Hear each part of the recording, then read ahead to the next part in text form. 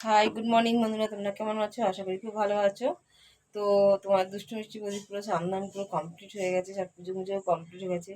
কিন্তু প্রচণ্ড গরম, এত গরম কীভাবে গরমে ঘুম আসছে না, শরীর ক্লান্ত হয়ে গেছে। মানে এই ঘরের ভিতরে এত গরম, আর আজকে তো সব থেকে বেশি তাপমাত্রা বেশি হবে। দাদাভাই অনেক সকালে কাজে বেরিয়ে গেছে। আমার খুব খারাপ লাগছে, এত কষ্ট হচ্ছে। তো দেখো, পুরুষ মানুষরা শুধু আমাদের জন্যই দিন রাত পরিশ্রম করে। পুরুষ মানুষরা দিন রাত আমাদের মুখে অন্ন দেওয়ার জন্য, ভালো রাখার জন্য ওরা দিন রাত খাটাখাটনি করে। আমরা তাদেরকে ভুল বুঝি। দেখো, একটু ফোন ধরতে দেরি হলে বলি কোথায় গল্প করছিলে, একটু বাইরে ঢুকতে দেরি করলে বলি কোথায় কোথায় কী করছিলে, তাই না? ঠিক না?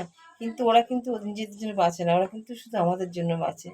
তাই বলি বন্ধুরা, মানে কি বলবো, মানে ভাষাতে পারছি না। মানে পুরুষ মানুষের বেঁচে থাকার লড়াইটা শুধু আমাদেরকে নিয়ে, ওদেরকে নিজেদেরকে নিয়ে লড়াই করে না।